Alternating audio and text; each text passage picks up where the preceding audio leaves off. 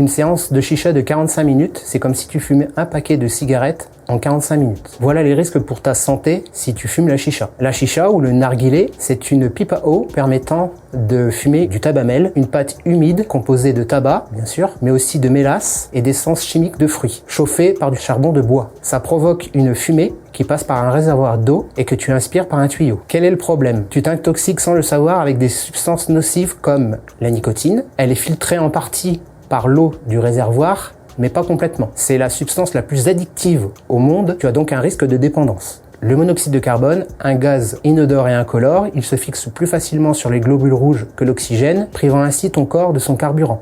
Tes performances sportives sont diminuées pour 24 heures, tu es essoufflé, tu peux avoir mal à la tête et avoir des vertiges. Les goudrons provoquent une irritation et une toux, et ils contiennent des substances chimiques, facteurs de risque des cancers. Si tu choisis quand même de consommer, voici quelques conseils pour réduire les risques.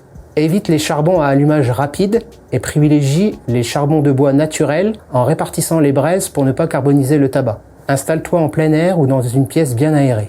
Par mesure d'hygiène, prévois un embout différent pour chaque fumeur et chaque fumeuse. Utilise uniquement de l'eau et change-la régulièrement. Limite le temps des séances et avale peu profondément la fumée. Attention, si tu es un ancien fumeur, la chicha est un facteur de risque de rechute. Si tu as des questions, tu peux contacter l'équipe de ton antenne médicale, elle est là pour t'écouter. N'hésite pas.